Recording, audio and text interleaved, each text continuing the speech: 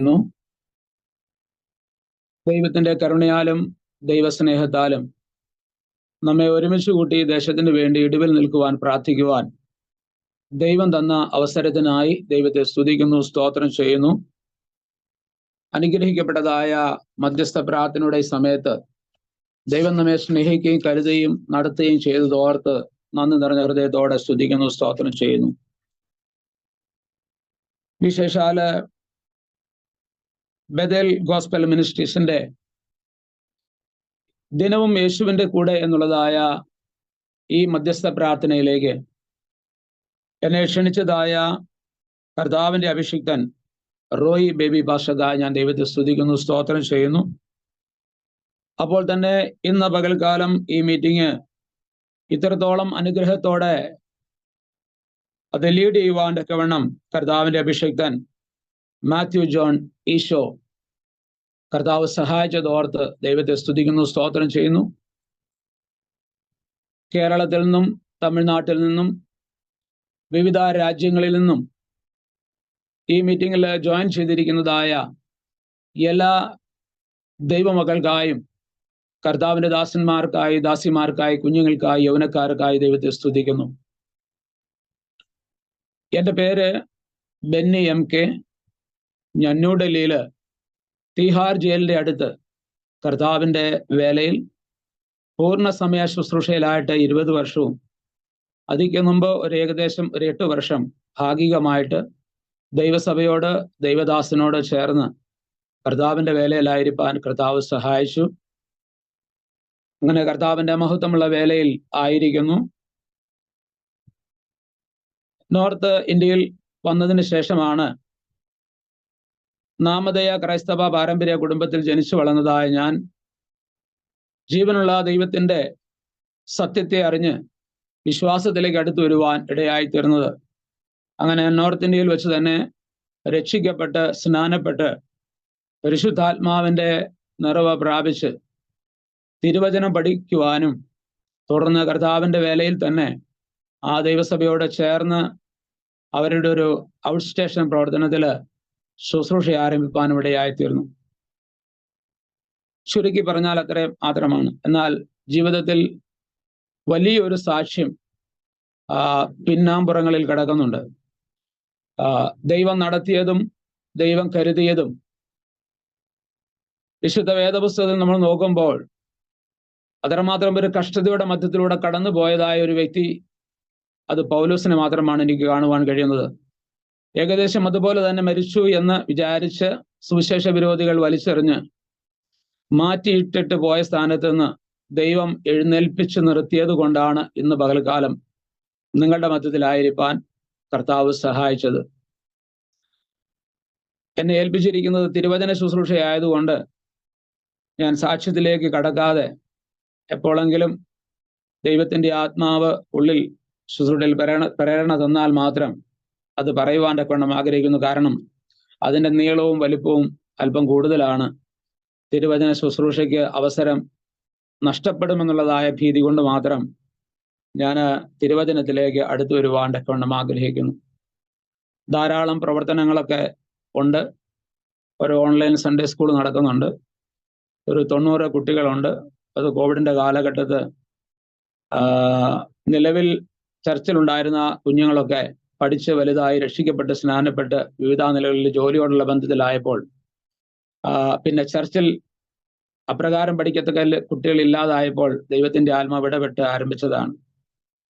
ഒരു സഹോദരിമാരുടെ മീറ്റിംഗ് എല്ലാ മാസവും അവസാനത്തെ തിങ്കളാഴ്ച നടക്കുന്നുണ്ട്. ഏകദേശം ഇന്ന് ഇതിലുള്ളതായ ഡിവൈസിൽ അത്രത്തോളം സഹോദരിമാര് കർത്താവിന്റെ ദാസന്മാരും അവരുടെ അല്ലെങ്കിൽ ദാസിമാർക്ക് വേണ്ടിയിട്ടുള്ളതായ ശുശ്രൂഷയ്ക്ക് പ്രചോദനം കൊടുത്തുകൊണ്ട് ചെയ്തു വരുന്നു.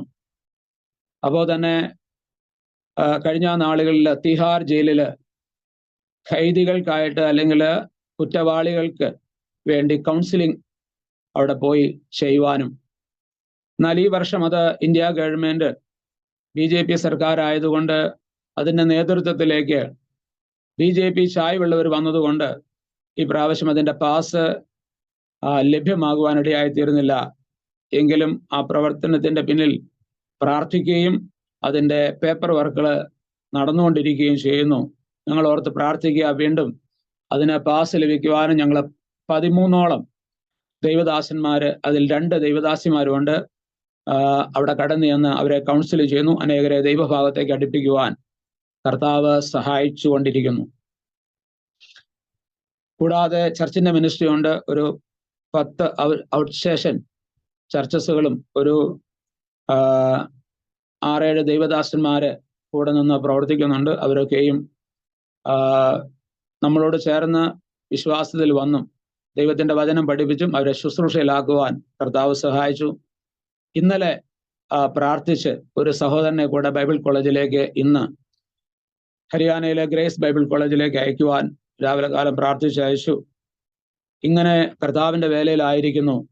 വേഗത്തിൽ കർത്താവിന്റെ വചനത്തിലേക്ക് അടുത്തു വരുവാൻ തക്കവണ്ണം ആഗ്രഹിക്കുന്നു. അനുഗ്രഹിക്കപ്പെട്ടതായ ചെറിയൊരു സന്ദേശം, ദൈവത്തിന്റെ ആത്മാവ് നമ്മോട് ഇടപെടുമ്പോൾ അത് നമ്മൾ കേൾക്കുകയും വിശ്വസിക്കുകയും ചെയ്യണമെന്ന് കർത്താവിന്റെ അഭിഷിക്തൻ മാത്യു ജോൺ നമ്മോട് പറയുവാനിടയായി തീർന്നു.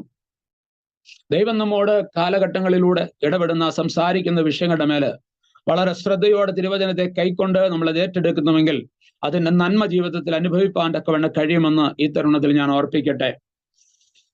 2 ദിനവൃത്താന്ത പുസ്തകത്തിന്റെ 2-ാമത്തെ പുസ്തകം, അതിന്റെ 30-ാം അധ്യായത്തിന്റെ 26-27 വാക്യങ്ങളിൽ നിങ്ങൾ വായിക്കുമോ അതോ ഞാൻ വായിക്കണമോ? ഞാൻ വായിക്കാം. മഹാസന്തോഷമുണ്ടായി. ഇസ്രായേൽ രാജാവായ ദാവീദിന്റെ മകൻ ശലോമോന്റെ കാലം മുതൽ ഇതുപോലെ യെരൂശലേമിൽ സംഭവിച്ചിട്ടില്ല. അടുത്ത വാക്യം ഒടുവിൽ ലേവ്യരായ പുരോഹിതന്മാർ എഴുന്നേറ്റ് ജനത്തെ അനുഗ്രഹിച്ചു. അവരുടെ അപേക്ഷ കേൾക്കപ്പെടുകയും അവരുടെ പ്രാർത്ഥന അവന്റെ വിശുദ്ധ നിവാസമായ സ്വർഗത്തിൽ എത്തുകയും ചെയ്തു. ആമേൻ. Thank you sister. വളരെ നന്നായി വായിച്ചതിനായി ദൈവത്തെ സ്തുതിക്കുന്നു. ഈ വേദഭാഗത്തിനായി ദൈവത്തെ സ്തുതിക്കുന്നു. തലകളമണക്കാം, പ്രാർത്ഥിക്കാം. പരിശുദ്ധനായ ദൈവമേ, സ്വർഗീയ പിതാവേ, ഈ വേദഭാഗത്തിനായി ദൈവത്തെ സ്തുതിക്കുന്നു. ഈ പകലില് പരിശുദ്ധാത്മാവ് ഞങ്ങളോട് ശക്തമായി സംസാരിക്കുമാറാകണമേ. ഞങ്ങളുടെ ഹൃദയത്തെ ബലപ്പെടുത്തണമേ. ഞങ്ങളുടെ ഉള്ളിലുള്ളതായ ദൈവകൃപയെ ഇന്ന് പകൽക്കാലം പുറത്തു കൊണ്ടുവരുവാൻ കർത്താവ് സഹായിക്കണമേ. ഞങ്ങൾ വളരെ ലക്ഷ്യബോധത്തോടുകൂടെ പ്രവർത്തിപ്പാൻ കർത്താവ് സഹായിക്കണമേ. ഇന്ന് പകൽക്കാലം കർത്താവെ, അപ്പച്ച 51 ഡിവൈസിലൂടെ തിരുവചനം കേൾക്കുന്ന എല്ലാവരെയും യേശുവിന്റെ നാമത്തിൽ ഞാൻ അനുഗ്രഹിച്ച് പ്രാർത്ഥിക്കുന്നു. ദൈവം അവരെ സഹായിക്കണമേ. വിവിധ തുറകളിൽ ദൈവത്തിന്റെ മഹത്വം വെളിപ്പെടുത്തണം. അടികളുടെ നാവോടുകൂടി ഇരിക്കണം. മഹത്വം അങ്ങ് എടുക്കണം. യേശുവിന്റെ നാമത്തിൽ തന്നെ. ആമേൻ, ആമേൻ. നമുക്കറിയാം, 1 ദിനവൃത്താന്ത പുസ്തകം, 2 ദിനവൃത്താന്ത പുസ്തകത്തിന്റെ പ്രത്യേകത എന്ന് പറയുമ്പോൾ തന്നെ ഇസ്രായേൽ രാജാക്കന്മാരുടെ പ്രവൃത്തി അതിലൂടെ കാണുവാൻ തക്കവണ്ണം കഴിയുന്നു. അല്ലെങ്കിൽ ഒരു ഹിസ്റ്റോറിക്കൽ പുസ്തകമാണ്. അപ്പോൾ തന്നെ നമ്മൾ വായിച്ചതായ വേദഭാഗത്തിലേക്ക് നമ്മൾ അടുത്ത് വരുമ്പോൾ ഇതിന്റെ അവസാന വാക്യം നമ്മൾ വായിച്ചത് ഇപ്രകാരമാണ്: ഒടുവിൽ ലേവ്യരായ പുരോഹിതന്മാർ എഴുന്നേറ്റ് ജനത്തെ അനുഗ്രഹിച്ചു. അവരുടെ അപേക്ഷ കേൾക്കപ്പെടുകയും അവരുടെ പ്രാർത്ഥന അവന്റെ വിശുദ്ധ നിവാസമായ സ്വർഗത്തിലെത്തുകയും ചെയ്തു. ദൈവസന്നിധിയിൽ എത്തപ്പെട്ടതായ ഒരു പ്രാർത്ഥനയെ കുറിച്ചാണ് ഇവിടെ രേഖപ്പെടുത്തിയിരിക്കുന്നത്. എന്നാൽ ഇത്തര സ്പഷ്ടമായി വിശുദ്ധ നിവാസമായ, അല്ലെങ്കിൽ അവന്റെ വിശുദ്ധ നിവാസമായ സ്വർഗത്തിൽ എത്തുകയും ചെയ്തു എന്ന് ഇത്ര സ്പഷ്ടമായി പ്രാർത്ഥനയെക്കുറിച്ച് പറഞ്ഞിരിക്കുന്നതായ മറ്റു ഭാഗങ്ങൾ കേൾക്കുവാൻ തക്കവണ്ണം കഴിയത്തില്ല. പ്രാർത്ഥന കേട്ടതും പ്രാർത്ഥനയ്ക്ക് മറുപടി ലഭിച്ചതും ഒക്കെ നമുക്ക് ധാരാളം അറിയാം. എന്നാൽ ഇത്ര ഇമ്പോർട്ടൻസ് ആയിട്ട് ഈ വേദഭാഗങ്ങളൊന്നും പ്രസംഗിച്ച് കേട്ടതായിട്ട് എനിക്ക് അങ്ങനെ കൂടുതലായിട്ട് ഓർമ്മയില്ല. എന്നാലും ഇത് യെഹെസ്കിയ രാജാവിന്റെ കാലഘട്ടത്തിൽ സംഭവിച്ചതായ തൻ്റെ പ്രവൃത്തിയോടുള്ള ബന്ധത്തിലുള്ളതായ അതിന്റെ അവസാന ഭാഗമായി കുറിക്കപ്പെട്ടതായ ഒരു കാര്യമാണ് ഇവിടെ രേഖപ്പെടുത്തിയിരിക്കുന്നത്. അപ്പോൾ തന്നെ 26-ാം വാക്യത്തിൽ ഇങ്ങനെ എഴുതിയിരിക്കുന്നു: യെരൂശലേമിൽ മഹാസന്തോഷമുണ്ടായി. അപ്പൊ തന്നെ അങ്ങനെയാണ് എഴുതിയിരിക്കുന്നത്. അങ്ങനെ ശ്രദ്ധിച്ച്, അങ്ങനെ യെരൂശലേമിൽ മഹാസന്തോഷമുണ്ടായി. ഇസ്രായേൽ രാജാവായ ദാവീദിന്റെ മകൻ ശലോമോന്റെ കാലഘട്ടം മുതൽ ഇതുപോലെ യെരൂശലേമിൽ സംഭവിച്ചിട്ടില്ല. അപ്പൊ 2 പ്രത്യേകതകൾ ഇതിനകത്ത് നമുക്ക് കാണാം. ഒന്ന്, ഇതുവരെ സംഭവിക്കാത്തതായ ഒരു മഹാസന്തോഷം ഉണ്ടായി. രണ്ടാമത്, ദൈവത്തിന്റെ നിവാസമായ സ്വർഗത്തിൽ കേട്ടതായ ഒരു പ്രാർത്ഥന, എത്ര അനുഗ്രഹിക്കപ്പെട്ടതായ ഒരു വേദഭാഗമാണ് നമ്മൾ വായിച്ച് കേട്ടത്. എന്നാൽ അങ്ങനെ യെരൂശലേമിൽ സന്തോഷമുണ്ടായെന്ന് പറയുമ്പോൾ നമുക്കതിന്റെ ബാക്കിലേക്ക് ഒന്ന് പോകണം, അല്ലെങ്കിൽ അതിന്റെ ഭൂമിക അല്ലേ, ആ ഭാഗത്തേക്ക് കഴിഞ്ഞ കാലങ്ങളെ കുറിച്ച് ഒന്ന് വിലയിരുത്തുമ്പോഴാണ് ഈ വാക്യത്തിന്റെ പ്രസക്തി നമുക്ക് മനസ്സിലാകത്തുള്ളൂ. മാത്രമല്ല ആ പ്രാർത്ഥന സ്വർഗത്തിൽ എത്തിച്ചേരുവാനുള്ളതായ കാരണം എന്താണ്? അങ്ങനെയാണെങ്കിൽ യെഗസ്കിയ രാജാവിന്റെ പ്രത്യേകത, അല്ലെങ്കിൽ യെഗസ്കിയ രാജാവിന്റെ ഭരണകാലഘട്ടത്തിന് മുമ്പുള്ളതായ അതിന്റെ പ്രത്യേകത എന്താണെന്ന് കൂടെ നമ്മൾ മനസ്സിലാക്കണം. അതിനുവേണ്ടി ഞാൻ ഈ പ്രകാരം ഒരു ടൈറ്റിൽ ആദ്യം ഇത് പറഞ്ഞാൽ നിങ്ങൾക്ക് പെട്ടെന്നൊന്ന് മനസ്സിലാകും. പ്രാർത്ഥനയ്ക്ക് മറുപടിയും മഹാസന്തോഷവും ഉണ്ടാകാനുള്ള കാരണം. ഒരു ടൈറ്റിൽ അങ്ങനെ നിങ്ങൾ ഹൃദയത്തിനകത്ത് വയ്ക്കുക. രണ്ടാമത് ഒരു ടൈറ്റിൽ നിങ്ങളുടെ തരായിനകത്ത് തന്നെ യെഗസ്കിയാവിന്റെ ദൈവപ്രസാദമുള്ള പ്രവർത്തികൾ എന്തെല്ലാമാണെന്ന് നമ്മളൊന്ന് വിലയിരുത്തുന്നു. മൂന്നാമതായി ഒരു ടൈറ്റിൽ നിങ്ങളുടെ തരാം, കാര്യങ്ങൾ ക്ഷണത്തിൽ നടക്കുവാനും ദൈവജനം സന്തോഷിക്കുവാനും ഉണ്ടായ കാരണങ്ങൾ. ഈ 3 ടൈറ്റിലും അകത്ത് വെച്ചോ, എല്ലാത്തിനും മറുപടി ഒന്ന് തന്നെയായിരിക്കും. അപ്പൊ നമുക്ക് ഇതിന്റെ ഭൂമികയിലേക്ക് നമുക്കൊന്ന് പോകാം, അല്ലെങ്കിൽ അതിന്റെ പിന്നാമ്പുറങ്ങളിലേക്ക് ഒന്ന് പോകാം. ചില വാക്കുകൾ ഞാൻ ക്ഷമ ചോദിക്കുന്നു, ഹിന്ദി വാക്കുകൾ കയറി വരും. കാരണം ഞാൻ ദീർഘകാലമായി നോർത്ത് ഇന്ത്യയിൽ സംസാരിക്കുന്നു. അതുകൊണ്ട് വളരെ അപൂർവമായിട്ടാണ് മലയാള ശുശ്രൂഷ ചെയ്യാറായിട്ടുള്ളത്. അതുകൊണ്ട് വളരെ തപ്പിയാണ് ഞാൻ വാക്കുകൾ പറയത്തുള്ളൂ. അതുകൊണ്ട് ഭാഷാശുദ്ധി മാത്രം നിങ്ങൾ നോക്കണ്ട എന്ന് മാത്രം ഞാൻ ഓർപ്പിക്കുന്നു.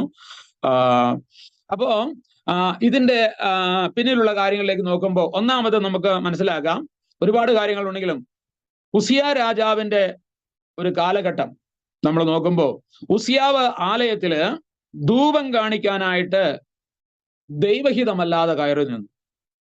മാത്രമല്ല അവനോടത് തെറ്റാണെന്ന് പറഞ്ഞതായ വ്യക്തിയോട് അവൻ എന്ത് ചെയ്യുന്ന കോപിച്ചു.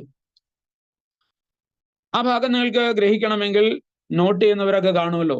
അപ്പൊ 2 ദിനവൃത്താന്തം 26-ാം അധ്യായത്തിന്റെ 18 മുതൽ 21 വരെയുള്ള വാക്യങ്ങളിൽ ആ ഭാഗം നമുക്ക് കാണുവാൻ തക്കവണ്ണം കഴിയും. പെട്ടെന്ന് വായിക്കുന്ന സൗകര്യമാര് വായിച്ചോ. എന്നാൽ അവൻ ബലവാനായപ്പോൾ അവന്റെ ഹൃദയം അവന്റെ നാശത്തിനായിട്ട് നിഗളിച്ചു. അവൻ തന്നെ ദൈവമായ യഹോവയോട് കുറ്റം ചെയ്ത് ധൂപപീഠത്തിന്മേൽ ധൂപം കാട്ടുവാൻ യഹോവയുടെ ആലയത്തിൽ കടന്നു ചെന്നു. അസര്യ പുരോഹിതനും അവനോടുകൂടെ ധൈര്യശാലികളായി യഹോവയുടെ 80 പുരോഹിതന്മാരും അവന്റെ പിന്നാലെ അകത്ത് ചെന്ന് ഉസിയ രാജാവിനെ തടുത്ത് അവനോട്, ഉസിയാവേ, യഹോവയ്ക്ക് ധൂപം കാട്ടുന്നത് നിനക്ക് വിഹിതമല്ല. ധൂപം കാട്ടുവാൻ വിശുദ്ധീകരിക്കപ്പെട്ട അഹരോന്യരായ പുരോഹിതന്മാർക്ക് അത്രേ വിശുദ്ധ മന്ദിരത്തിൽ നിന്ന് പൊയ്ക്കൊള്ളുക. ലംഘനമാകുന്നു നീ ചെയ്തിരിക്കുന്നത്. അത് നിന്റെ ദൈവമായ യഹോവയുടെ മുൻപാകെ നിനക്ക് മാനമായിരിക്കയില്ല എന്ന് പറഞ്ഞു. മതി. എന്റെ ബാക്കിയുള്ള കാര്യങ്ങൾ നമുക്കറിയാം.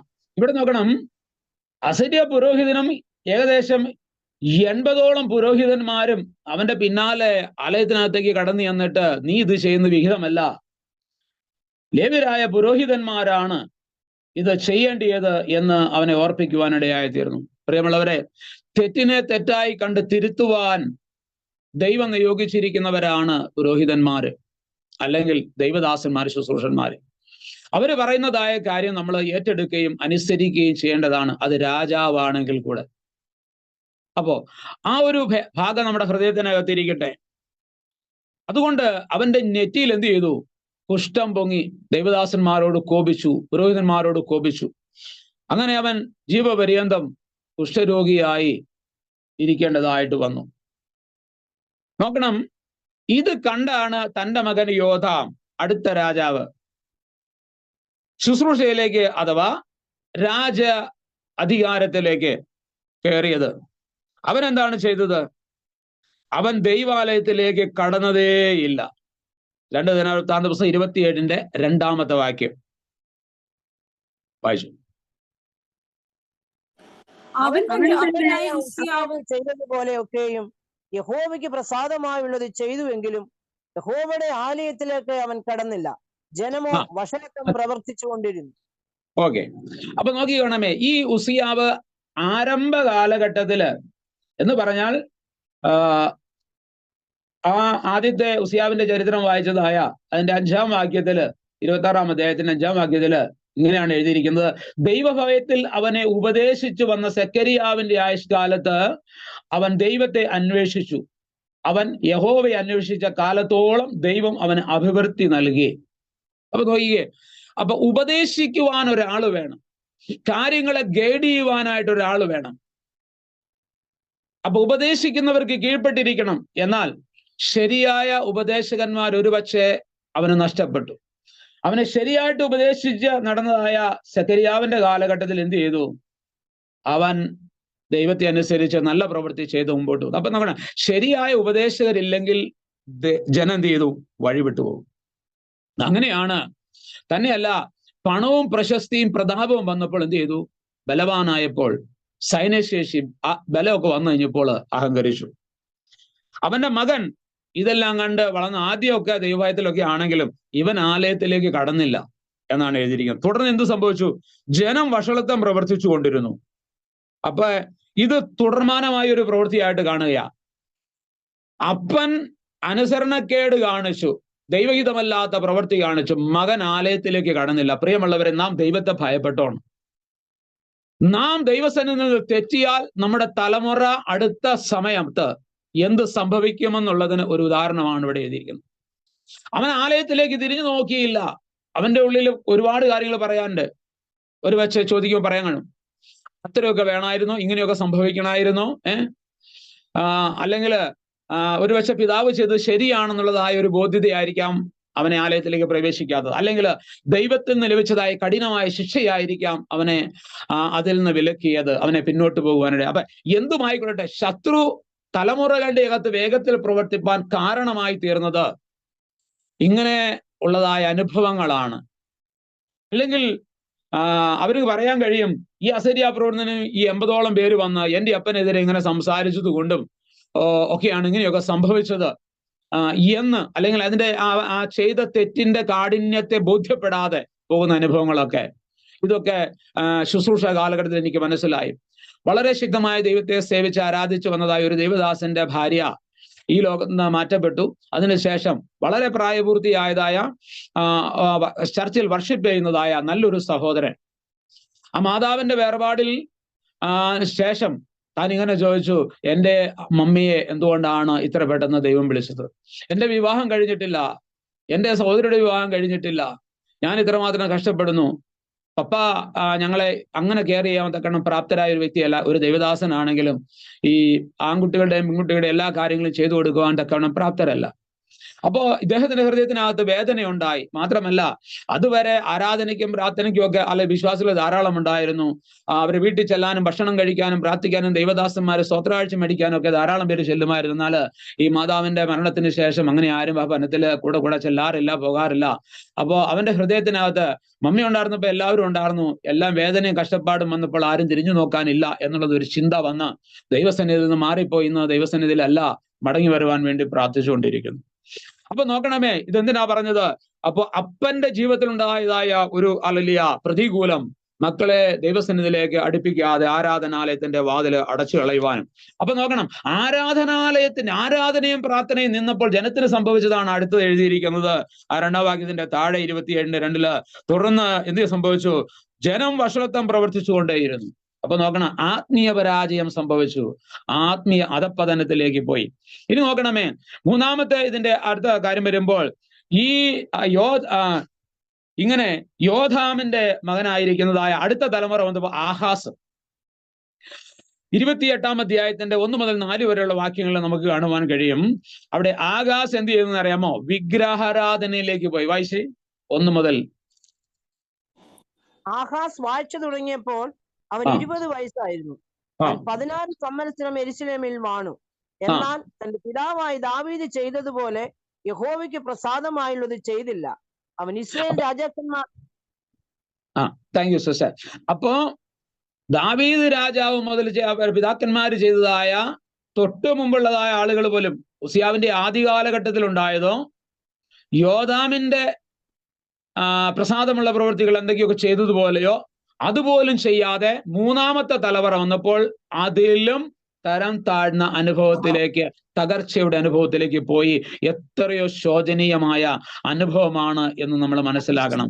അവൻ പൂർണ്ണമായും വിഗ്രഹാരാധനയിലേക്ക് പോകുവാൻ ഇടയായി. നോക്കണമേ, ഇനി അവൻ ചെയ്തത് 20-21 വാക്യങ്ങളിലേക്ക് വരുമ്പോൾ, അവൻ രാജധാനിയിലും ദൈവത്തിന്റെ ആലയത്തിലും പ്രഭുക്കന്മാരുടെ പക്കൽ നിന്നും കവർന്നെടുത്ത് അശൂർ രാജാവിന് കൊടുത്തു. അശൂരിൽ ആശ്രയം വെച്ചു. അല്ലെങ്കിൽ രക്ഷപ്പെടാനായിട്ടൊക്കെ എന്തെങ്കിലും പരിപാടികൾ, എതിർത്ത് വരുന്നവരുടെ വായടപ്പിക്കുവാൻ എന്ത് ചെയ്യുന്നറിയാമോ? അല്ലെങ്കിൽ അവരെ ആശ്രയം വെച്ച് നമ്പി നിൽക്കുവാൻ ഒക്കെ വണ്ണം ആഗ്രഹിച്ച് ആലയത്തിൽ നിന്നും രാജധാനിയിൽ നിന്നും പ്രഭുക്കന്മാരുടെ പക്കൽ നിന്നൊക്കെ കവർന്നെടുത്ത് അശൂർ രാജാവിന് കൊടുത്തു. 28-ാം അധ്യായത്തിന്റെ 20-21 വാക്യങ്ങളാണ് വായിക്കേണ്ട.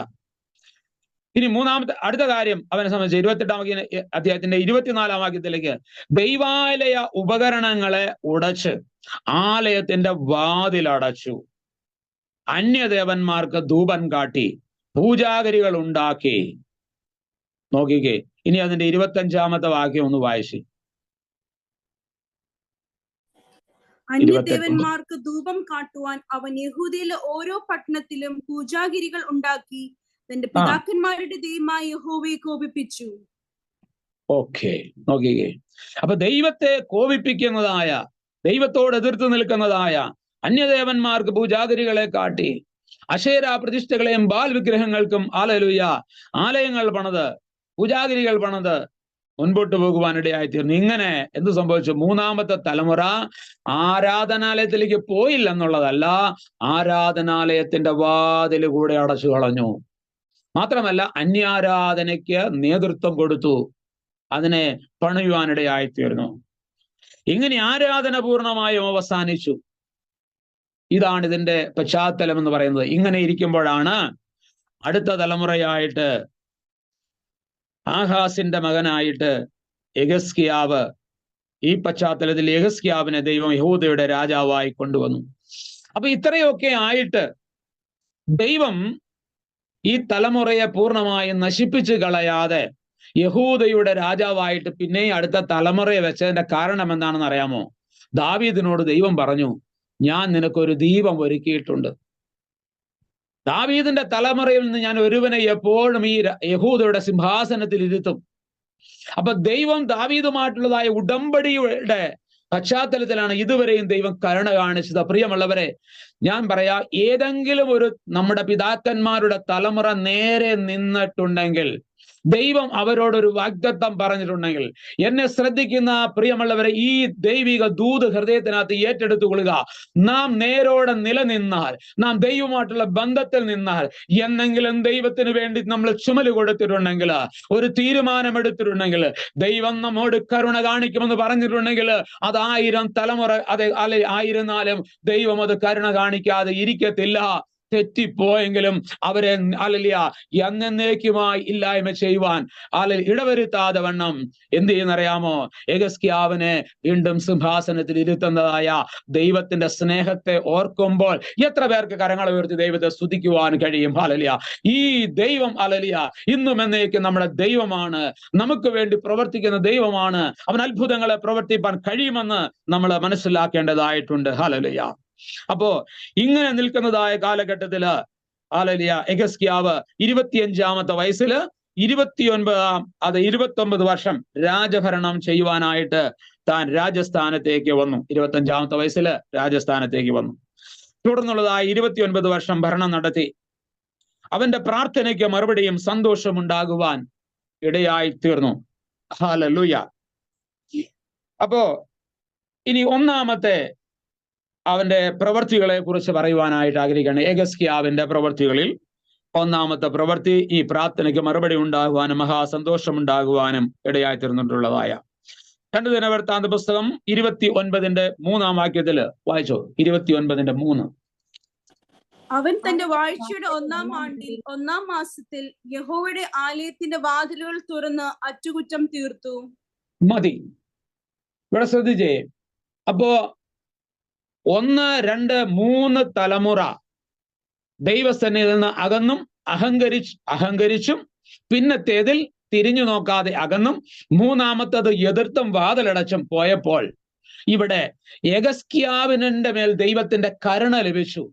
അവൻ ആ 3 തലമുറയെയും ഗണ്യമാക്കാതെ തൻ്റെ മുമ്പിൽ താൻ കണ്ടതായ ദൈവത്തിന്റെ സന്നിധിയിൽ ചുവട് വെച്ച് മുൻപോട്ട് പോകുവാൻ ഇടയായി തീർന്നു. വേണമെങ്കിൽ അവനും മുൻകാലങ്ങളിലെ കൂട്ട് തന്നെ മുൻപോട്ട് പോകാമായിരുന്നു. എന്നാൽ അതിന് അവസരം കൊടുക്കാതെ തെറ്റിനെ മനസ്സിലാക്കിയോ പോരായ്മകളെ ഉൾക്കൊണ്ടുകൊണ്ടോ നമ്മുടെ ജീവിതത്തിലും തെറ്റിനെ ശരിയായ നിലയിൽ കണ്ട് ഭേദാഭേദങ്ങളെ തിരിച്ചറിഞ്ഞ് തീയതിനെ വിട്ട് നല്ലതിനെ മുറുകെ പിടിച്ച് മുൻപോട്ട് പോകുമ്പോഴാണ് ദൈവത്തിന്റെ ഗ്രേസ്, ദൈവത്തിന്റെ അനുഗ്രഹം നമ്മുടെ ജീവിതത്തിൽ പ്രാപിപ്പാൻ തക്കവണ്ണം കഴിയുന്നത്. അവൻ രാജസ്ഥാനത്തേക്ക് വന്നതിന്റെ 1-ാം വർഷം തന്നെ, അങ്ങനെയാണ് അവിടെ എഴുതിയിരിക്കുന്നത്, അവൻ ദൈവത്തിന് 1-ാം ആണ്ടിൽ 1-ാം മാസത്തിൽ യഹോവയുടെ ആലയത്തിന്റെ വാതിൽ തുറന്നു. താൻ ആദ്യ മാസം തന്നെ ആ രാജസ്ഥാനേക്ക് വന്നതിന് ശേഷം നാളുകളായി അടഞ്ഞുകിടന്നതായ, അപ്പന്റെ കാലഘട്ടം മുതൽ അടഞ്ഞുകിടന്നതും അപ്പന്റെ കാലഘട്ടം മുതൽ ആലയത്തിലേക്ക് തിരിഞ്ഞു നോക്കാതെ കിടന്നതും അപ്പന്റെ കാലഘട്ടത്തിൽ ദൈവക്രോധം മേടിച്ച് ആലയം വിട്ട് ലജ്ജയോടെ ഇറങ്ങിപ്പോരേണ്ടി വന്നതായ ആ തെറ്റിനെ മനസ്സിലാക്കി, വല്യപ്പച്ചന്റെ തെറ്റിനെ മനസ്സിലാക്കി, അപ്പന്റെ തെറ്റിനെ മനസ്സിലാക്കി താൻ എന്ത് ചെയ്യുന്നറിയാമോ? അടഞ്ഞു കിടക്കുന്ന ആരാധനയത്തിന്റെ വാതിലുകൾ തുറന്നു. ഹല്ലേലൂയ. അപ്പൊ അവൻ ചെയ്തതായ ഏറ്റവും നല്ലതായ ദൈവത്തിന് പ്രസാദമുള്ളതായ ഒരു പ്രവൃത്തിയായിരുന്നു. അവൻ യെരൂശലേം ദേവാലയത്തിന്റെ വാതിലുകൾ തുറന്നു. ശലോമോൻ ഏറ്റവും മനോഹരമായി പണിതതായ, ഇസ്രായേലിന്റെ ഏറ്റവും മഹത്വമായിരുന്നതായ, ഏറ്റവും ഭംഗിയേറിയതായിരുന്നതായ, അവരുടെ അഭിമാനമായിരുന്നതായ ആലയം ഏകദേശം ഈ യെഹെസ്കേലിന്റെ കാലഘട്ടത്തേക്ക് വരുമ്പോൾ ഏകദേശം 250 വർഷം പിന്നിട്ടു എന്ന് നമുക്ക് മനസ്സിലാക്കാം. 970 BC 970 ശലോമോൻ രാജസ്ഥാനത്തേക്ക് വന്നു എന്നാണ് കരുതപ്പെടുന്നത്. 930 വരെ താൻ രാജാവായിരുന്നു. 970 മുതൽ 930 വരെ എന്ന് ഹിസ്റ്റോറിക്കലായിട്ട് പഠിക്കുമ്പോൾ നമുക്ക് മനസ്സിലാക്കാം. തുടർന്ന് ആ രാജ്യം 2ആയി വിഭജിക്കപ്പെട്ടു. ഒന്ന് വടക്കേ രാജ്യമായ ഇസ്രായേലും തെക്കേ രാജ്യമായ യഹൂദയും ശലോമോന്റെ മകന്റെ കാലഘട്ടത്തില്. അപ്പൊ അതിനുശേഷം യഹൂദയുടെ ശലോമോന്റെ തലമുറയിൽ നിന്ന്, ദാവീദിന്റെ തലമുറയിൽ നിന്ന് വന്നവർ മാത്രമായിരുന്നു രാജാവായിരുന്നു. എന്നാൽ ഇസ്രായേലിന്റെ രാജസ്ഥാനത്തേക്ക് മറ്റു പലരും വരുവാനിടയായിത്തീർന്നു. അപ്പൊ നോക്കണം, ഇവിടെ വാഗ്ദത്ത പ്രകാരമാണ് യെഹെസ്കേൽ രാജസ്ഥാനത്തേക്ക് വന്നത്. അവൻ ആ ആലയത്തെ എന്ത് ചെയ്യുന്ന അതിന്റെ വാതിലുകളെ തുറന്നു. ഇനി അതിനോട് അനുബന്ധിച്ചുള്ളതായ 2ാമത്തെ കാര്യം 15-ാം വാക്യം മുതൽ 19-ാമത്തെ വാക്യം വരെ വായിക്കുമ്പോൾ ഒന്ന് വായിച്ചാട്ടെ. തങ്ങളുടെ സഹോദരന്മാരെ ഒന്നിച്ചു കൂട്ടി തങ്ങളെ തന്നെ വിശുദ്ധീകരിച്ച് യഹോവയുടെ വചനപ്രകാരം രാജാവിന്റെ കൽപ്പന അനുസരിച്ച് യഹോവയുടെ ആലയത്തെ വെടിപ്പാക്കുവാൻ വന്നു. പുരോഹിതന്മാർ യഹോവയുടെ ആലയത്തിന്റെ അകം വെടിപ്പാക്കുവാൻ അതിൽ കടന്ന് യഹോവയുടെ ആലയത്തിൽ കണ്ട മലിനതകളൊക്കെയും പുറത്തെ യഹോവയുടെ ആലയത്തിന്റെ പ്രാകാരത്തിൽ കൊണ്ടുവന്നു. ലേവ്യർ അതുകൊണ്ട് പോയി കിദ്രോൻ തോട്ടിൽ ഇട്ടുകളഞ്ഞു. മതി. അപ്പൊ ശ്രദ്ധിച്ചേ, 2ാമത്തെ കാര്യം വാതിൽ തുറന്നു എന്ന് മാത്രമല്ല, അവൻ ആലയം ശുദ്ധീകരിപ്പാനായിട്ട് ആരംഭിച്ചു. ഇത് നമുക്ക് നമ്മുടെ ഹൃദയമാകുന്ന ആലയത്തോടും ചേർത്ത് വെച്ച് പഠിക്കാം. അതിന് തെറ്റൊന്നുമില്ല. നിങ്ങൾ ദൈവത്തിന്റെ മന്ദിരവും ദൈവത്തിന്റെ ആത്മാവും നിങ്ങളിൽ വസിക്കുന്നുവെന്നും നിങ്ങൾ അറിയുന്നില്ലയോ എന്നാണ് ഉദയമത്തില് നമ്മോട് ചോദിക്കുന്നത്. അപ്പോ ഒന്നാമതായി ഹൃദയമാകുന്ന ആലയത്തെ തുറന്നു കൊടുക്കുക. 2ാമതായി അതിനെ വിശുദ്ധീകരിക്കുവാനായിട്ട് ഏൽപ്പിച്ചു കൊടുത്തു, അല്ലേ? ആ വിശുദ്ധീകരണത്തിൽ ചില പ്രത്യേകതകള്, അത് പോയിന്റായിട്ട് നമുക്കൊന്ന് വേണമെങ്കിൽ നോക്കാം. ഒന്ന്, ആ ശുദ്ധീകരിക്കുന്ന മുമ്പ് തന്നെ ജനത്തെ വിളിച്ചുകൂട്ടി തങ്ങളുടെ പോരായ്മകളെ കുറിച്ച്, പാപത്തെക്കുറിച്ച് അവർക്ക് ബോധം കൊടുത്തു. എന്ന് പറഞ്ഞാൽ നാളുകളായി അടഞ്ഞു കിടക്കുന്നതും ആരാധനയ്ക്ക് പ്രഥമസ്ഥാനം കൊടുക്കാത്തതും ജനം വിശുദ്ധീകരിക്കപ്പെടാത്തതും, അല്ലെങ്കിൽ ആലയം അടഞ്ഞു കിടക്കുന്നതും, ആരാധന നടക്കേണ്ട സ്ഥലം, പുരോഹിതന്മാർ ദൈവത്തെ വാഴ്ത്തേണ്ട സ്ഥലം, ആലലിയ പാപപരിഹാരത്തിനായി ആലലിയ യാഗങ്ങളും ആലലിയ യജ്ഞങ്ങളും നടക്കേണ്ടതായ സ്ഥലം, അല്ലെങ്കിൽ ആലലിയ യാഗങ്ങൾ കൊണ്ട് ശുദ്ധീകരണം വരുത്തേണ്ടതായ കാര്യങ്ങള് ഇതെല്ലാം അവതാളത്തിലായി, ഡിസോർഡറായി, അല്ലെങ്കിൽ നടക്കാതെ, ആരാധന നഷ്ടപ്പെട്ട്, ആത്മീയ പാപ്പരത്വം സംഭവിച്ച്, പരാജയം സംഭവിച്ച് കിടക്കുന്നതായ ഭാഗ്യങ്ങളെ കുറിച്ച് ജനത്തെ വിളിച്ചുകൂട്ടി എന്ത് ചെയ്യുന്നറിയാമോ? അവരുടെ പോരായ്മകളെ അവർക്ക് ബോധ്യപ്പെടുത്തി കൊടുത്തു. ആര്? യെഹിസ്കീയാവ്. അത് 29-ാം അധ്യായത്തിന്റെ 4-ാം വാക്യം മുതൽ 11-ാമത്തെ വാക്യം വരെ നിങ്ങൾ വായിച്ചാൽ അത് കാണാം. ഇപ്പൊ വായിക്കണ്ട കേട്ടോ. അപ്പൊ നോക്കണം. അപ്പൊ അത് അവർക്ക് ബോധ്യപ്പെടുത്തി കൊടുത്തു. 2, ദൈവവചനപ്രകാരം ശുദ്ധീകരിച്ചു. ദൈവവചനപ്രകാരം അവിടെ വ്യക്തമായിട്ട് എഴുതിയിട്ടുണ്ട്. എങ്ങനെയെങ്കിലും ശുദ്ധീകരിക്കുകയല്ല, എങ്ങനെയെങ്കിലും ഒരു ആരാധന നടത്തുകയല്ല, എങ്ങനെയെങ്കിലും ആരാധനാലയത്തിൽ ചെന്നിരിക്കുകയല്ല. പ്രിയമുള്ളവരെ, നമ്മുടെ ബുദ്ധി കൊണ്ടും നമ്മുടെ കഴിവ് കൊണ്ടും നമുക്ക് നമ്മുടെ ഹൃദയത്തെ ശുദ്ധീകരിക്കാം. പക്ഷെ അത് പൂർണ്ണതയാകത്തില്ല. എന്താണ് അങ്ങനെ പറയാനുള്ള കാരണം? നമ്മുടെ മനസ്സിന് തോന്നുന്നതായ കാര്യം മാത്രമാണ് നമുക്ക് ഏറ്റു പറയാൻ കഴിയത്തുള്ളൂ. അല്ലെങ്കിൽ നമ്മുടെ മനസ്സിന് ബോധ്യപ്പെടുന്നതായ കാര്യം മാത്രമാണ് നമുക്ക് ശുദ്ധീകരണത്തിന് വേണ്ടി ദൈവത്തോട് മാപ്പ് ചോദിപ്പാൻ തക്കവണ്ണം കഴിയത്തുള്ളൂ, അല്ലെങ്കിൽ പാപത്തിന് ഏറ്റുപറയുവാൻ തക്കവണ്ണം കഴിയത്തുള്ളൂ. എന്നാൽ നമ്മൾ അറിയാതെ എത്രയോ പാപം നമ്മുടെ ഹൃദയത്തിനകത്ത് കിടക്കുന്നു. പൗലോസ് പറഞ്ഞു, എനിക്ക് ഒരു കുറ്റത്തെക്കുറിച്ചും ബോധമില്ലെങ്കിലും, ഒരു പാപത്തെക്കുറിച്ചും ബോധമില്ലെങ്കിലും ഞാൻ നീതിമാനാകത്തില്ല എന്ന് പറഞ്ഞാൽ എന്താണ്? എനിക്ക് ബോധ്യപ്പെടാത്തതായ, ഗ്രഹിക്കപ്പെടാത്തതായ പാപങ്ങൾ എൻ്റെ ജീവിതത്തിൽ ഉണ്ടാകാൻ സാധ്യതയുണ്ട്.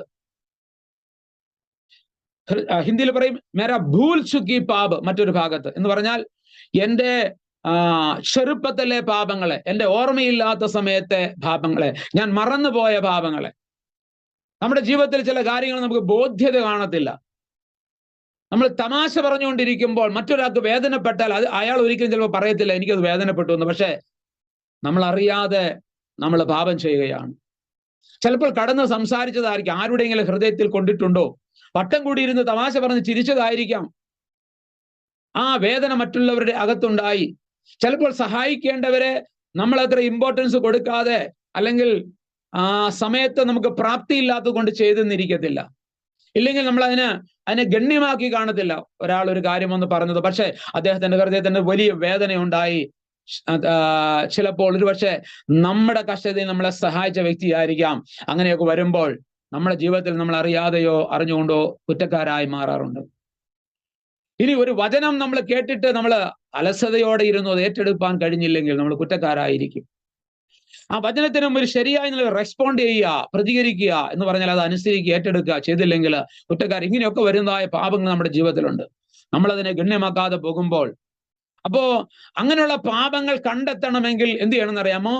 തിരുവചന പ്രകാരം, അല്ലെങ്കിൽ ദൈവഹിതപ്രകാരം, ദൈവഹിതം ആരാഞ്ഞ് ദൈവസന്നിധി ഇരുന്ന് പ്രാർത്ഥിക്കുമ്പോൾ, ഉപവസിക്കുമ്പോൾ മാത്രമാണ് പരിശുദ്ധാത്മാവ് നമുക്കത് ബോധ്യപ്പെടുത്തി തരുന്നത്. അന്നേരത്തെ മാത്രമേ ശരിയായ ശുദ്ധീകരണം പ്രാപിപ്പാൻ തക്കവണ്ണം കഴിയത്തുള്ളൂ.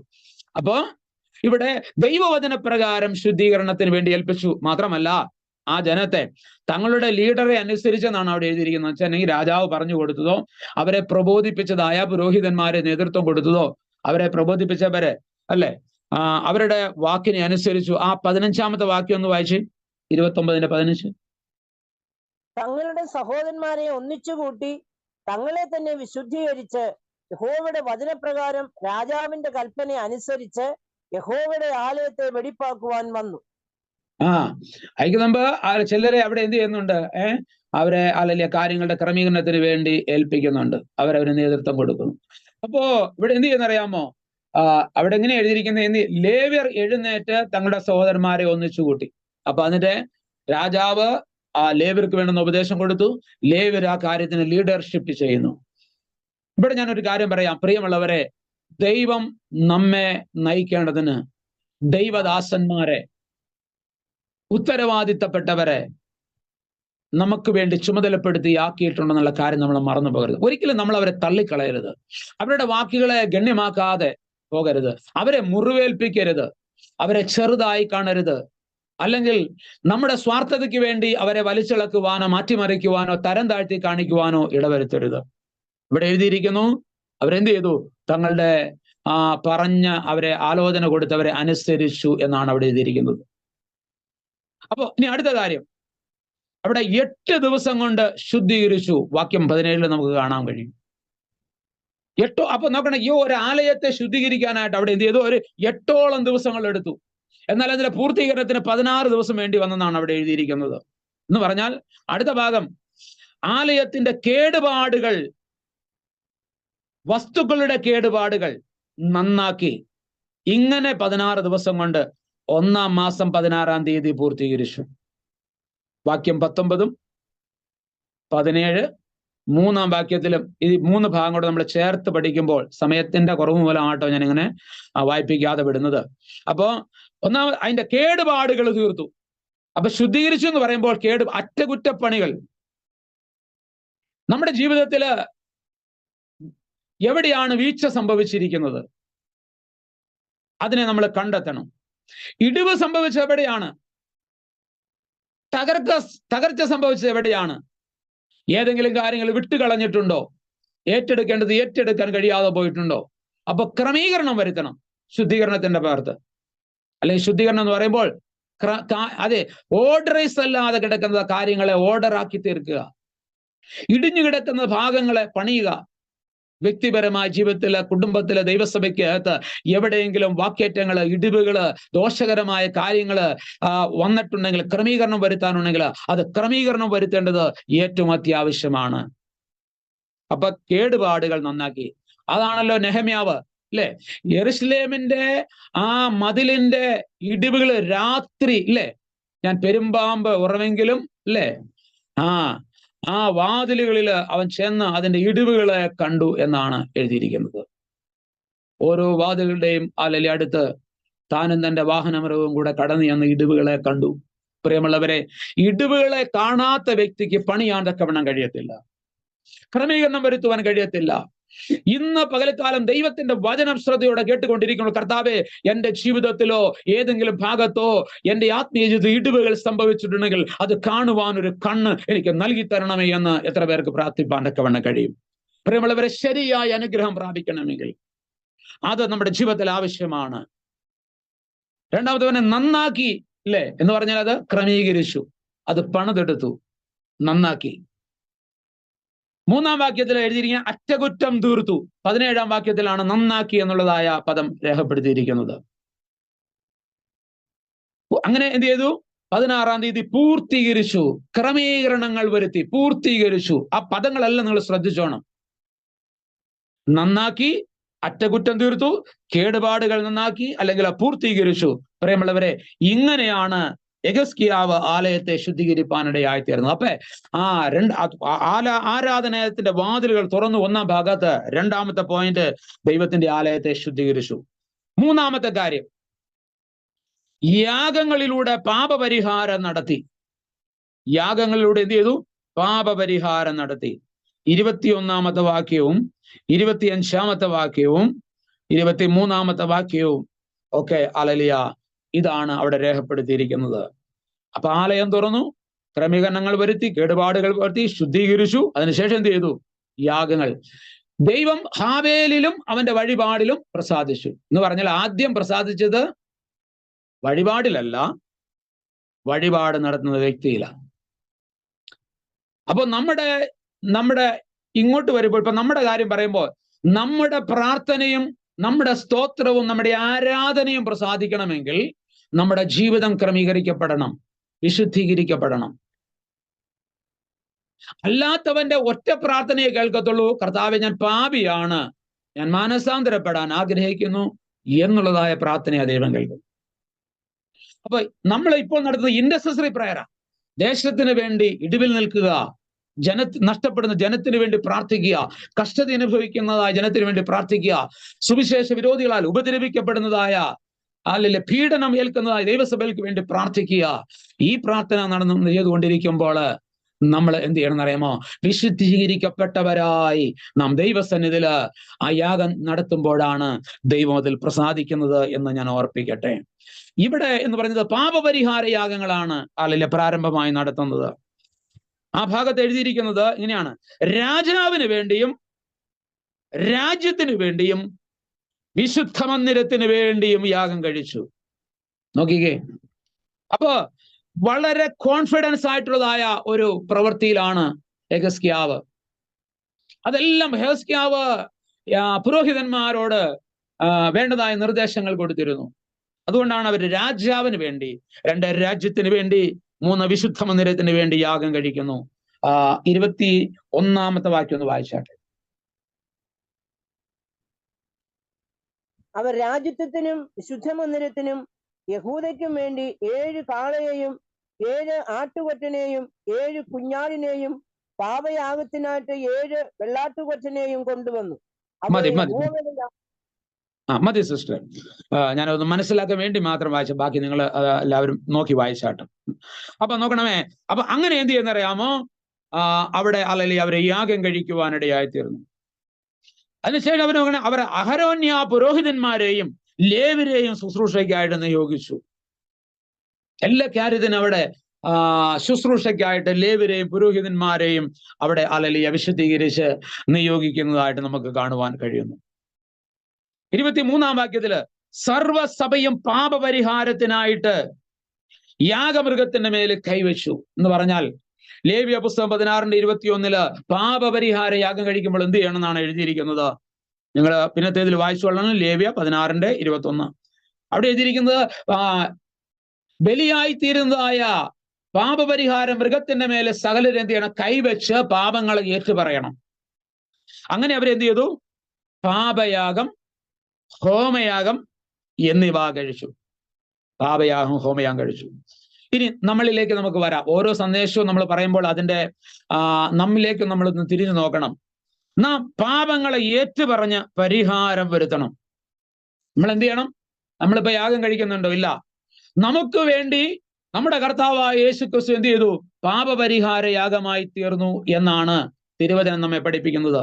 യേശു പാപത്തിന്റെ പരിഹാരത്തിന് വേണ്ടിയാണ് ക്രൂശിൽ മരിച്ചതെന്ന് രേഖപ്പെടുത്തിയിരിക്കുന്നതായ അനേക വാക്യങ്ങള് വായിപ്പാനായിട്ടുണ്ട്. ഒന്ന് നോട്ട് ചെയ്തോ നിങ്ങൾ, 1 കൊരിന്ത്യ ലേഖനം 15 അധ്യായത്തിന്റെ 2 വാക്യം, ഗലാത്യ ലേഖനം 1 അധ്യായത്തിന്റെ 3-4 വാക്യങ്ങള്, എഫേസ്യ ലേഖനം 2 അധ്യായത്തിന്റെ 4 മുതൽ 5 വരെയുള്ള വാക്യങ്ങള്, എബ്രായ ലേഖനം 1 അധ്യായത്തിന്റെ 3 വാക്യം, എബ്രായ ലേഖനം 2 അധ്യായത്തിന്റെ 17 വാക്യം, 5 അധ്യായത്തിന്റെ 1 വാക്യം, 7 അധ്യായത്തിന്റെ 27 വാക്യം, 9 അധ്യായത്തിന്റെ 28 വാക്യം, വളരെ പ്രധാനപ്പെട്ടതാണത്. 10 അധ്യായത്തിന്റെ 12 വാക്യം, പത്രോസിന്റെ 1 ലേഖനം 2 അധ്യായത്തിന്റെ 24 വാക്യം, 1 ജോൺ 1 യോഹന്നാൻ 3:5, 4:10. പാപം ഏറ്റുപറയുക. അതുപോലെ തന്നെ പാപം ഇല്ല എന്ന് പറയുന്നവൻ മൂഢനാണ്, നമ്മിൽ സത്യസന്ധതയില്ല. 1 യോഹന്നാൻ 1:10 വരുമ്പോൾ നമുക്ക് കാണാം. അപ്പൊ ഞാൻ ഈ മേൽ പറഞ്ഞതാ എല്ലാ വാക്യങ്ങളുടെയും കണ്ടൻസ് ആയിട്ട് ഇങ്ങനെ പറയുന്നു. നമ്മുടെ കർത്താവായ യേശു പാപത്തിന്റെ പരിഹാരത്തിന് വേണ്ടിയാണ് വന്നത്. 2, യേശു ക്രിസ്തു കാൽവരി ക്രൂശിൽ പാപപരിഹാര യാഗമാണ് കഴിച്ചത്. യേശു ക്രിസ്തു തന്റെ യാഗരക്തവുമായിട്ടാണ് പിതാവിന്റെ സന്നിധിയിലേക്ക് കടന്നു ചെന്നത്. അവൻ എന്നേക്കുമായി പാപപരിഹാരം നമുക്ക് വേണ്ടി നടത്തി. എല്ലാ ആണ്ടുതോറും സ്വന്തം പുരോഹിതന്മാർക്ക് വേണ്ടി പുരോഹിതന്മാർ ജനത്തിന് വേണ്ടിയിട്ടും പാപപരിഹാര ബലി നടത്തണമായിരുന്നു. എന്നാൽ യേശുവിന് എന്നേക്കുമായി താൻ യാഗ പൂർണ്ണത വരുത്തി. അപ്പൊ നോക്കണം, ഇങ്ങനെ ബന്ധപ്പെട്ടിട്ടുള്ള അനേക വാക്യങ്ങളാണ് ഞാൻ വായിച്ചത്. യേശു ക്രിസ്തു കാൽവരിയിൽ ചൊരിഞ്ഞ രക്തം കൊണ്ട് എന്നേക്കും നമുക്ക് പ്രായശ്ചിത്തം വരുത്തി, ശത്രുവിനെ പരസ്യ കോലമാക്കി തീർത്തു. ഇങ്ങനെ അനേക വാക്യങ്ങൾ. പ്രിയമുള്ളവരെ, യേശു ക്രിസ്തു നമുക്ക് വേണ്ടി പാപപരിഹാര യാഗമായി തീർന്നു. ഇനി നാം എന്ത് ചെയ്യണം?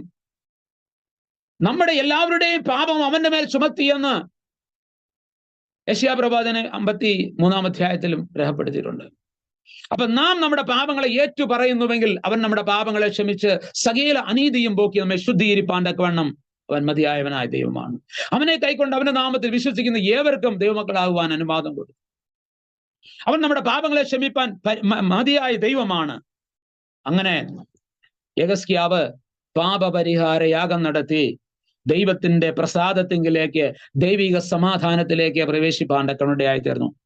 നാലാമത്തെ കാര്യം, യെഹിസ്കീയാവ് അടുത്ത കാര്യം ആരാധന പുനഃസ്ഥാപിച്ചു. വാക്യം 28, ദാവീദിന്റെ വാദ്യങ്ങളോടുകൂടി ലേവ്യരെയും അല്ലെങ്കിൽ ഗീതം ആലപിക്കുന്നവരെയും അവിടെ നിർത്തുവാനിടയായി തീർന്നു. 29 വാക്യത്തില് സർവ്വസഭയും ദൈവത്തെ നമസ്കരിച്ചു. വാക്യം 30, സന്തോഷത്തോടെ അവർ തലകുനിച്ച് നമസ്കരിച്ചു. അപ്പോ നോക്കണം, അവിടെ ആരാധന പുനഃസ്ഥാപിച്ചു. അവിടെ ഞാനൊന്ന് ഷോർട്ടായിട്ട് മാത്രമേ ഞാൻ പറയുന്നുള്ളൂ, ഞാൻ ആ സമയം നോക്കിക്കൊണ്ടിരിക്കുകയാണ്. അപ്പൊ നോക്കണം, അപ്പൊ ആരാധന പുനഃസ്ഥാപിച്ചു. അപ്പൊ ആരാധനാലയത്തിന്റെ വാതിൽ തുറന്നു, ആരാധനാലയം ശുദ്ധീകരിച്ചു, അതെ, പാപപരിഹാരം നടത്തി, എന്ത് ചെയ്തു? ആരാധന പുനഃസ്ഥാപിച്ചു. ദൈവത്തെ വാഴ്ത്തേണ്ടും പോലെ, ദൈവത്തെ ആരാധിക്കേണ്ടും പോലെ ദൈവത്തിന് കൊടുക്കേണ്ട മഹത്വം കൊടുക്കുക, അവനെ നമസ്കരിക്കുക. അവനെ നമസ്കരിക്കുന്നവർ ആത്മാവിലും സത്യത്തിലും നമസ്കരിക്കണമെന്നാണ് കർത്താവായ യേശു ക്രിസ്തു ശമരിയ സ്ത്രീയോട് അതെ പറയുന്നത്. ആ സമയത്ത് നിങ്ങൾ ആ മലയിലുമല്ല ഈ മലയിലുമല്ല, ദൈവത്തെ നമസ്കരിക്കുന്നവർ എന്ത് ചെയ്യണം? ആത്മാവിലും സത്യത്തിലും നമസ്കരിക്കണം. പ്രിയമുള്ളവരെ, അല്ലെങ്കിൽ യഥാർത്ഥ ആരാധന എന്ന് പറയുന്നത് ക്രമീകരണം വരുത്തിയവരായി അല്ലെങ്കിൽ ദൈവത്തെ ആരാധിക്കുന്നതാണ്, ഹൃദയം ദൈവസന്നിധിയിൽ പങ്കുവെക്കുന്നതാണ്. അതിനുവേണ്ടി നമ്മെ തന്നെ സമ്പൂർണമായി ദൈവകരങ്ങളിലേക്ക് സമർപ്പിക്കാം. അപ്പൊ തുടർന്ന് ചെയ്ത കാര്യം, ജനത്തോട് യാഗങ്ങൾ, അപ്പൊ രാജാവിന് വേണ്ടി, ദേശത്തിന് വേണ്ടി, ജനത്തിന് വേണ്ടി ഒക്കെ താൻ രാജ്യത്തിന് വേണ്ടി യാഗം കഴിച്ചതിന് ശേഷം പിന്നെ പറഞ്ഞത് എന്താണെന്നറിയോ? ജനത്തോട് യാഗങ്ങൾ കൊണ്ടുവന്ന് ഓരോരുത്തർക്കും വേണ്ടി അർപ്പിക്കുവാനുള്ള അവസരങ്ങൾ കൊടുത്തു. യെഹിസ്കീയാവ് മാതൃക കാണിച്ചു കൊടുത്തു, ജനത്തോട് കൊണ്ടുവരുവാനും പറഞ്ഞു. ജനം എന്ത് ചെയ്തു? താപ്പോട്ട് വായിക്കുമ്പോൾ കൊണ്ടുവന്നു. അടുത്തത്, പുരോഹിതന്മാരെ ശുശ്രൂഷയിൽ സഹായിപ്പാൻ ലേവ്യരെ ചുമതലപ്പെടുത്തി. ആരാധനയുടെ മധ്യത്തില് 29-35 ഇങ്ങനെ ആരാധന യഥാസ്ഥാനത്താക്കി. എന്നിട്ട് അവിടെ എങ്ങനെ എഴുതിയിരിക്കുന്നത്? അപ്പോൾ ഇങ്ങനെ കാര്യങ്ങൾ ക്ഷണത്തിലല്ലോ നടന്നത്. നോക്കിക്കേ, നാളുകളായി നിങ്ങളുടെ ജീവിതത്തിൽ നടക്കുവാൻ കഴിയാത്ത ചില കാര്യങ്ങളെങ്കിലും പെൻഡിങ് ആയി കിടക്കുന്നെങ്കിൽ അവിടെ യെഹിസ്കീയാവ് പറഞ്ഞത് ഈ കാര്യങ്ങളൊക്കെ ക്ഷണത്തിലാണ് നടന്നത് എന്ന് പറയുമ്പോൾ തന്നെ ഞാൻ ഇപ്രകാരം പറയുന്നു, ഹല്ലേലൂയ, നീ ദൈവത്തോടടുത്ത് ചെല്ലുമ്പോൾ, ഹല്ലേലൂയ, ദൈവമായിട്ടുള്ള ബന്ധം പുനഃസ്ഥാപിക്കുമ്പോൾ നാളുകളായി അടഞ്ഞു കിടക്കുന്ന ചില വാതിലുകളെ ചിലർക്ക് വേണ്ടി ദൈവം തുറക്കാൻ പോകുകയാ. ഹല്ലേലൂയ. ചില അഭിഷക്തന്മാർക്ക് വേണ്ടി ദൈവ അത്ഭുതങ്ങളെ പ്രവർത്തിക്കാൻ പോകുകയാ. ചില തലമുറകൾക്ക് വേണ്ടി ദൈവം വഴികളെ തുറക്കാൻ വേണ്ടി പോകുകയാ. ഇന്ന് കേൾക്കുന്ന വചനം അക്ഷരീകമായി ജീവിതത്തിൽ ഏറ്റെടുക്കുന്ന ഒരു വ്യക്തി ഉണ്ടെങ്കിൽ നിനക്ക് വേണ്ടി സ്വർഗം എഴുന്നേൽക്കാൻ പോകുകയാ. സ്വർഗത്തിന്റെ കരം ചലിക്കാൻ വേണ്ടി പോകുകയാ. ഹല്ലേലൂയ. നിശ്ചയമായി ഞാൻ ആത്മാവിൽ പറയുവാൻ കണ്ണും ആഗ്രഹിക്കുകയാണ്, അത് അതുപോലെ തന്നെ സംഭവിക്കുക തന്നെ ചെയ്യും. ഹല്ലേലൂയ. അഞ്ചാമതായി ഞാൻ ഇങ്ങനെ പറയുന്നു, മുടങ്ങിക്കിടക്കുന്ന പെസഹ അവൻ ആചരിക്കുവാനിടയായി തീർന്നു. എന്താണ് പെസഹ? ഹല്ലേലൂയ. മിസ്രയീമിൽ നിന്നുള്ളതായി വിടുതൽ പ്രാപിച്ചുകൊണ്ട് മടങ്ങി വരുമ്പോൾ ദൈവം അവരെ ഫറവോന്റെ അടിമത്തത്തിൽ നിന്ന് വിടുവിച്ചത്. ഹല്ലേലൂയ. അന്ന് രാത്രി അവർ അറുക്കപ്പെട്ടതായ അറുക്കപ്പെട്ടതായ കുഞ്ഞാട്, ഹല്ലേലൂയ, നമ്മുടെ പെസഹ കുഞ്ഞാട് മറുക്കപ്പെട്ടല്ലോ എന്നാണ് പുതിയ നിയമത്തിൽ രേഖപ്പെടുത്തിയിരിക്കുന്നത്. ഹല്ലേലൂയ. അത് ഓർക്കുവാനിടയായി തീർന്നു. ഇന്ന് പ്രിയമുള്ളവരെ, ഹല്ലേലൂയ, അവർ പെസഹ ആചരിച്ചു എന്ന് എഴുതിയിരിക്കുന്നു. എന്ന് പറഞ്ഞാൽ പുരോഹിതന്മാർ അതുവരെ ശുദ്ധീകരിക്കാതെയും ജനം ഒരുമിച്ച് കൂടാതെയും ഇരുന്നതിനാൽ, ആലയം അടഞ്ഞു കിടന്നതിനാലും അതുവരെ പെസഹ ആചരിക്കുവാൻ കഴിഞ്ഞിട്ടില്ല. ദീർഘനാളുകളായി പെൻഡിങ് ആയി കിടന്നത്, ദൈവസന്നിധിയിൽ ചെയ്യേണ്ടത് ദൈവം ഏൽപ്പിച്ചത്. എന്താണ് ദൈവം ഈ പെരുന്നാളുകൾ എന്നൊക്കെ പറയുന്നത്? എന്താണെന്ന് അറിയാമോ? ദൈവം അവർക്ക് വേണ്ടി ചെയ്ത കാര്യങ്ങളെ ഓർക്കുക. 2, തലമുറയ്ക്ക് വേണ്ടി അത് അവരെ പഠിപ്പിക്കുക. 3, ദൈവത്തിന് ഉചിതമായ നന്ദി കൊടുക്കുക. ഇതാണ് ഉത്സവം എന്ന് പറയുന്നത്. ഇതാണ് പെരുന്നാൾ കൊണ്ട് വിവക്ഷിക്കുന്നത്. പ്രിയമുള്ളവരെ, അത് അവർ ചെയ്തില്ല. നമ്മൾ ദൈവം ചെയ്ത ഉപകാരങ്ങളെ ഓർക്കാറുണ്ടോ? നമ്മുടെ തലമുറകൾക്ക് വേണ്ടി അത് കൈമാറാറുണ്ടോ? എപ്പോഴെങ്കിലും ദൈവം ചെയ്ത ഉപകാരങ്ങളെ ഓർത്തുകൊണ്ട് ദൈവസന്നിധിയിരുന്ന് നന്ദി പറയാറുണ്ടോ? അവർ ചെയ്യേണ്ട കാര്യങ്ങളെ ചെയ്യുവാൻ ഇടയായിത്തീർന്നു. അതിനുവേണ്ടി എന്ത് ചെയ്തു? എല്ലാ ഇസ്രായേലിലും പരസ്യം ചെയ്തു. ഹല്ലേലൂയ. വാക്യം 5 30-ാം അധ്യായത്തിലേക്ക് വരുമ്പോൾ 6-7 വാക്യങ്ങളിൽ ദൈവത്തെ തിരയേണ്ടതായ ബോധ്യതയും പെസഹ ആചരിക്കേണ്ടതിനും അവരെ ഹല്ലേലൂയ ബോധിപ്പിക്കുവാൻ ഇടയായിത്തീർന്നു. വാക്യം 14 ഹല്ലേലൂയ, അന്യാരാധനയും ബലിപീഠങ്ങളെയും അവർ തകർത്തു കളഞ്ഞു. 15-ാം വാക്യത്തിൽ എഴുതിയിരിക്കുന്നത് 2-ാം മാസം 14-ാം തീയതി എന്ത് ചെയ്തു? പെസഹ അറുത്തു. അല്ലെങ്കിൽ വാക്യം 17 മുതൽ 20 വരെ വിധി പോലെ വിശുദ്ധീകരിച്ച് പെസഹ ആചരിപ്പാൻ കഴിയാത്തവർക്ക് വേണ്ടി ഹല്ലേലൂയ മധ്യസ്ഥ അണയ്ക്കുന്നതായ പ്രൈസ് ദി ലോർഡ് ഹല്ലേലൂയ. അതെ, നമുക്ക് ഹല്ലേലൂയ ഹിസ്കിയാവിനെ കാണുവാൻ തക്കവണ്ണം കഴിയുന്നു. ഹല്ലേലൂയ. ഇതുവരെ ഹല്ലേലൂയ ആർക്കെങ്കിലും തെറ്റ് പറ്റിയിട്ടുണ്ടെങ്കിൽ, ക്രമീകരണം വരുത്തുവാൻ കഴിയാതെ പോയിട്ടുണ്ടെങ്കിൽ, ഹല്ലേലൂയ വിധി പോലെ അത് ചെയ്യാതിരുന്നപ്പോൾ ആരെങ്കിലും ഹല്ലേലൂയ അതിന്റെ ശരിയായ നിലപാട് മനസ്സിലാക്കുവാൻ കഴിയാതെ പോയിട്ടുണ്ടെങ്കിൽ അവർക്ക് വേണ്ടി ഇടിവിൽ നിൽക്കുന്നതായ ഹല്ലേലൂയ അതെ ഹിസ്കിയാവിനെ നമുക്ക് കാണുവാൻ കഴിയും. ഹല്ലേലൂയ 17 മുതൽ 20 വരെയുള്ള വാക്യങ്ങൾ ഇങ്ങനെ ഹല്ലേലൂയ ഇങ്ങനെ നമുക്ക് വേണ്ടി അറുക്കപ്പെട്ട പെസഹ കുഞ്ഞാടിനെ ഓർക്കുകയും അതിൽ സന്തോഷിക്കുകയും അവനെ സേവിക്കുകയും അത് ഏറ്റെടുക്കുകയും ചെയ്യുക എന്നുള്ളതാണ് ദൈവം നമ്മെ കുറിച്ച് ആഗ്രഹിക്കുന്നത്. ഞാൻ ഇനി ഇങ്ങനെ പറഞ്ഞ് അവസാനിപ്പിക്കുവാൻ ആഗ്രഹിക്കുകയാണ്. ഇങ്ങനെ ഹല്ലേലൂയ അതെ ഹിസ്കിയാവ് പ്രാർത്ഥിക്കുമ്പോഴാണ് സ്വർഗം മറുപടി അയച്ചത്. ദൈവനിവാസത്തിൽ ആ പ്രാർത്ഥന എത്തിച്ചേരുന്നത്. പ്രിയമുള്ളവരെ, മധ്യസ്ഥ പ്രാർത്ഥനയ്ക്ക് വേണ്ടി തലകളെ വണക്കിയതായ എന്റെ സ്നേഹിതരെ, ദൈവമക്കളെ, ദൈവദാസന്മാരെ, സഹോദരി സഹോദരന്മാരെ, ഹല്ലേലൂയ അവരുടെ ജീവിതത്തിൽ എന്ത് ചെയ്തു? അതുവരെ ഇല്ലാത്തതായ മഹാസന്തോഷം, ശലോമോന്റെ കാലഘട്ടം മുതൽ ഉണ്ടാകാത്തതായ ദൈവികമായ സന്തോഷം ഉണ്ടായെങ്കിൽ, മഹാസന്തോഷം ഉണ്ടായെങ്കിൽ ഹല്ലേലൂയ അത് നമ്മുടെ ജീവിതത്തിന്മേലും ഉണ്ടാകുവാനിടയായി തീരും. ചില ക്രമീകരണം വരുത്തുമ്പോൾ, ദൈവസന്നിധിയിൽ ക്രമീകരണത്തോടുകൂടി അടുത്ത് ചെല്ലുമ്പോഴാണ് ദൈവം നമുക്ക് വേണ്ടി അത്ഭുതങ്ങളെ ചെയ്യുന്നത്. ഇങ്ങനെ വലിയ ക്രമീകരണം വരുത്തി ഹല്ലേലൂയ ദൈവത്തിങ്കിലേക്ക് തിരിഞ്ഞു വന്നപ്പോൾ ആണ് അത് വലിയ സന്തോഷം ഉണ്ടായത്. അവരുടെ പ്രാർത്ഥന ദൈവനിവാസമായ സ്വർഗത്തിൽ എത്തിച്ചേരുകയും ചെയ്തത്. ഹല്ലേലൂയ. ഇനി ഹിസ്കിയാവ് ചെയ്ത കാര്യങ്ങളെ ഞാൻ ഒന്നുകൂടെ ഓർപ്പിക്കാം. ആലയത്തിന്റെ പടിവാതിലുകൾ തുറന്നു. 2 ആത്മീയ കാര്യങ്ങൾക്ക് പ്രാധാന്യം കൊടുത്തു. 3 ആലയം ശുദ്ധീകരിച്ചു. ഇനി യേശു ക്രിസ്തുവുമായിട്ട് ഒന്ന് താരതമ്യം ചെയ്യുമ്പോൾ എല്ലാ കാര്യത്തിലും ഇല്ല, ചില കാര്യത്തിൽ ഭാഗത്ത് ഞാൻ ഓർപ്പിക്കാം. അവൻ ആലയം ശുദ്ധീകരിച്ചപ്പോൾ ശ്രദ്ധിക്കുക, യേശുവും ദൈവാലയത്തെ എന്ത് ചെയ്തു? ശുദ്ധീകരിച്ചു. നമുക്കറിയാം, യെരൂശലേം പ്രവേശനം നടത്തി അവൻ ആലയത്തെ ശുദ്ധീകരിപ്പാനിടയായി തീർന്നു. ജനത്തോട് ദൈവത്തിങ്കിലേക്ക് തിരിയുവാൻ ആവശ്യപ്പെട്ടു. യേശുവും ഇത് തന്നെയാണ്, ദൈവരാജ്യം പ്രസംഗിച്ചു. ഹല്ലേലൂയ. ദൈവത്തിങ്കിലേക്ക് തിരിയണം, അതാണ് കർത്താവ് ഹല്ലേലൂയ ദൈവരാജ്യം പ്രസംഗിച്ചത്. അടുത്തത്, പാപത്തിന് പ്രായശ്ചിത്തം ചെയ്യുവാനായിട്ട് യെഹിസ്കിയാവ് പറഞ്ഞു.